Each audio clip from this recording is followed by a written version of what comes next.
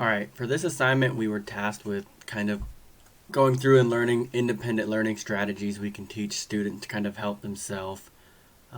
First off, I just want to say sorry for the late posting. It's been a crazy day. I'm assuming you also had the big storm go through. I just spent 2 hours doing homework with lawn stake light posts that we had for our Christmas decorations that blew away as my light in the dark to kind of read the book while I did this. So independent learning strategies by me. First off, how am I going to teach them self-advocacy, self-awareness, and self-determination? All of these things are important for them because if they're not going to be self-advocate for themselves all the time, then who is? Because obviously a teacher's job is to kind of help them do things that they wouldn't normally be able to do. With that being said, teachers aren't always going to be around. They're not always going to know what's going on with the student. I want to kind of encourage them to speak up themselves and learn these different strategies to help themselves. My example would be the textbook talked about Miss Gay's handwriting. The student struggled and he didn't want to tell anyone. The teacher wrote too small and the student struggled because he couldn't read it. So she taught them that it is important. If you can't read it, speak up, let me know, I will adjust my ways. That can be applied in many different situations, but all in all, it is this kind of area of teaching them to be helpful to themselves, advocate for themselves, do what is necessary for them when no one else knows kind of what the problem is. Next one, effectively teaching independent learning strategies. What is some ways to do this? What can be done to teach them these? So there's a list. The first one is assess current strategy use. What are they currently doing to help themselves or to work on their own? Is it an effective measure? Is it ineffective? Is it help them learn, or does it hinder them because they're doing something wrong that they don't realize they're doing wrong? Clarify expectations. Not everyone's going to know what is wanted of them. It is kind of this draw of, if you're reading written instructions, you don't know. If you're listening to oral instructions, you may forget it later on. You need to clarify these expectations for the students so that they know what is to be expected of them. Demonstrate strategy use. Show them how more effective methods to help themselves. A lot of people are visual learners, so if they see it happening, they can later recreate this. Encourage students to memorize strategy steps. Again, if they are working by themselves 2 days later from when you were talking about it, they may forget. Teach them that one thing leads to another. Teach them that everything kind of has an order, kind of a flow. Think back to like the bone song. This bone's connected to this bone. Make it fun, make it something memorable, that way they can know. Provide guided and independent practice. Don't always make it on them. Kind of show them, give them class assignments to work on it, kind of give them a better understanding. Once they're comfortable doing guided assignments, give them this independence. This allows them to grow, kind of see things in a different light.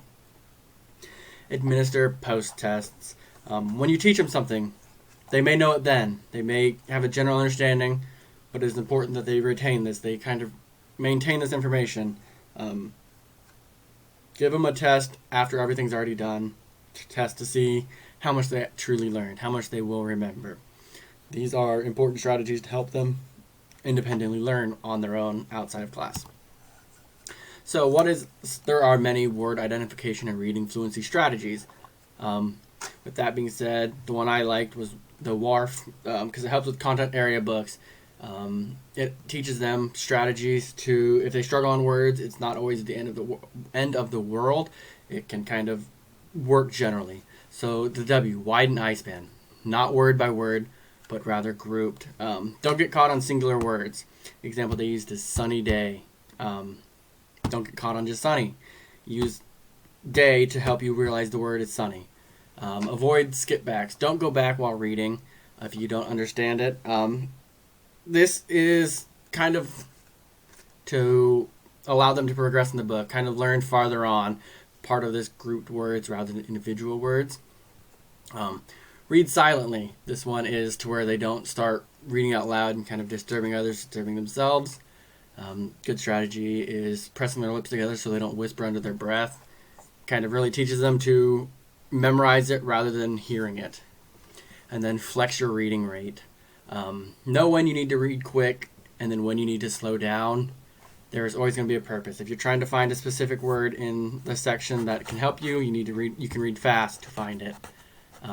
If you need to retain the information, you can read slow and kind of get this more general understanding of it. That is kind of the dwarf one.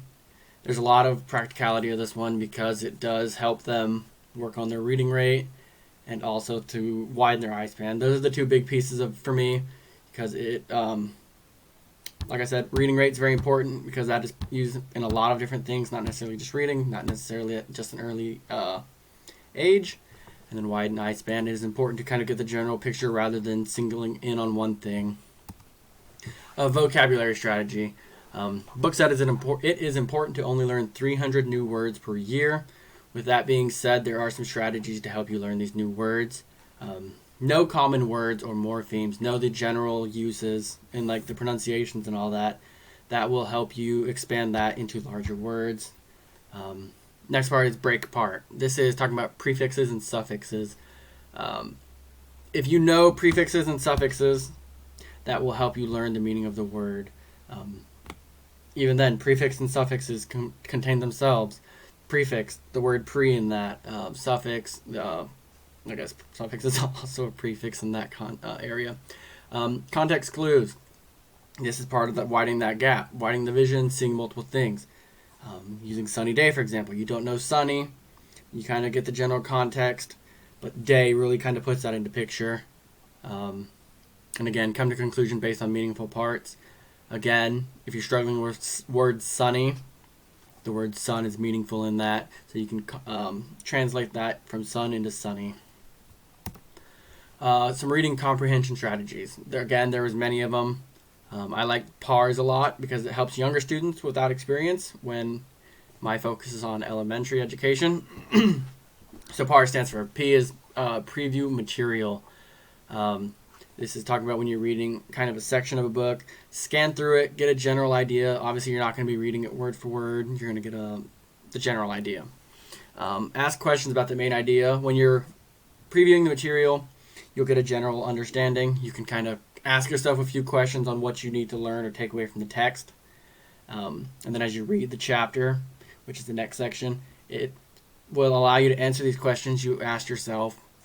And those questions will give you a basis to really focus in on and pay attention when you read. And then finally summarize what did you read and how did the steps above really help you get there.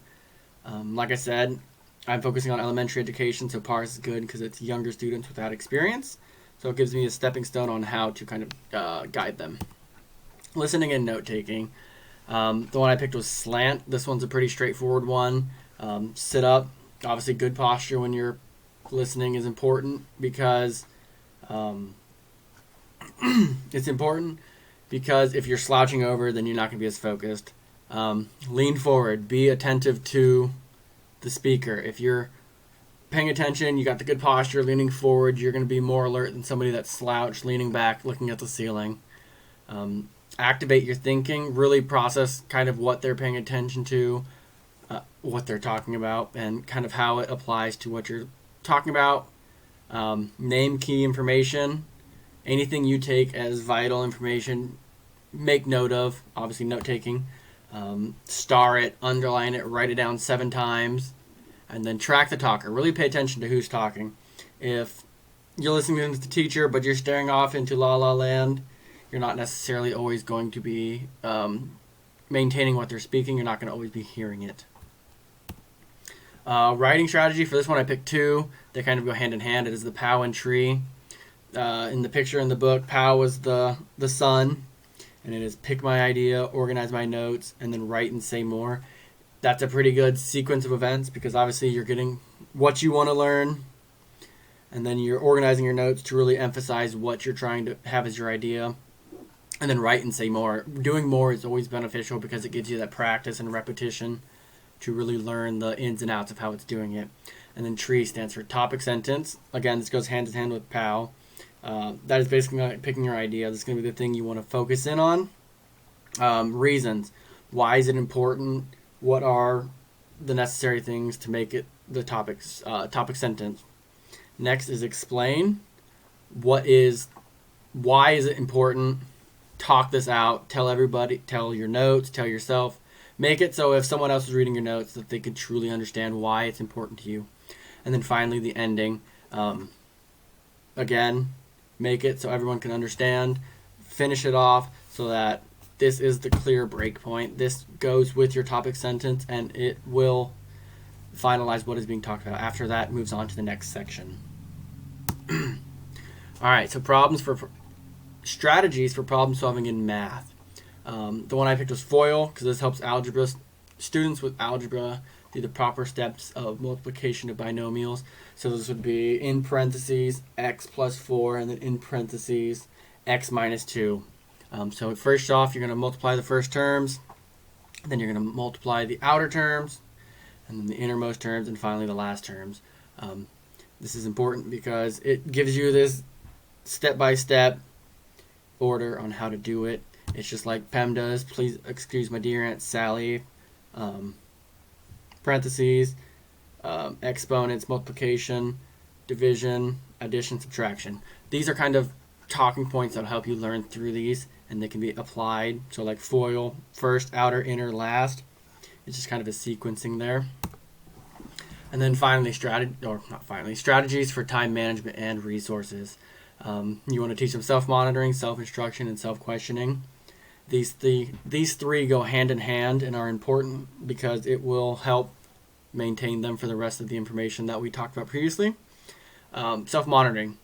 Have them watch and check themselves. If they're not keeping themselves in check, they can become less productive and all in all just kind of fall behind, not be effective in their strategies. Self-instruction. It create language to guide themselves. Good instruction will be like the use of first, second, third, next, last, finally. All these words are good indicators on what is happening. Just like when I get to my final slide, I'll say finally.